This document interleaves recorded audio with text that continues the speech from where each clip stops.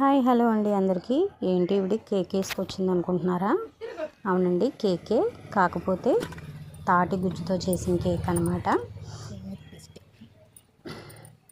ఎవరో ఇచ్చారు మాకు రెండు. వాటిని నేను నార్మల్గా అయితే గారెలు వేస్తారు, తాటి రొట్టె అంటారు, తాటి రొట్టె వేస్తారు. నేను కేక్ లాగా బేక్ చేశాను అనమాట. చాలా బాగా వచ్చిందండి. దాన్ని అయితే పీల్ చేసేసుకొని నీట్గా, మనకి ఇంట్లో బెజ్జాల బుట్ట ఉంటుంది కదండి, దాని బ్యాక్ సైడ్ కనుక తిప్పి మనం పీల్ చేసుకుంటే పీసు, దాంట్లో వచ్చే పీచు అవేమీ లేకుండా నీట్గా స్మూత్ మ్యాంగో పల్ప్ పేస్ట్ లాగా వచ్చేస్తుంది అనమాట. దాంట్లోకి కొంతమంది వచ్చేసి ఇడ్లీ రవ్వ వాడతారు, కొంతమంది వచ్చేసి సూజీ రవ్వ, బొంబాయి రవ్వ అంటారు కదండి, ఉప్మా చేసుకుంటాం అది. నెక్స్ట్ వచ్చేసి బియ్యం రవ్వ వాడతారు.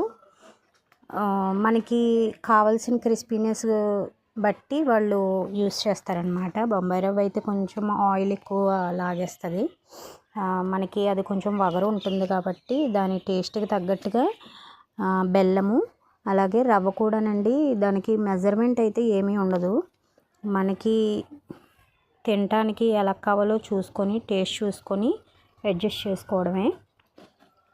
అలా చూసుకొని నేనైతే మా ఇంట్లో కేక్ బ్యాటర్ ఉందన్నమాట, దాంట్లో లోపల గీ అప్లై చేసేసి నేనైతే నేను రెడీ చేసి పెట్టుకున్న థిక్ పేస్ట్ని మొత్తం కూడా అందులో కేక్ బ్యాటర్లో మనం ఎలా అయితే వేస్తామో ప్లమ్స్ లేకుండా అలా వేసేసి మ్యాక్సిమం స్లో హీట్లో, అంటే మనకి స్లో హీట్లో 1 అవర్ పట్టిందండి నాకైతే.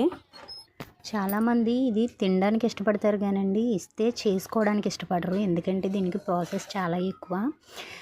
ఎందుకంటే ఫస్ట్ అది కాయలు పీల్ చేసి దాన్ని ప్రాసెస్ చేయడమే చాలా ఎక్కువ అన్నమాట.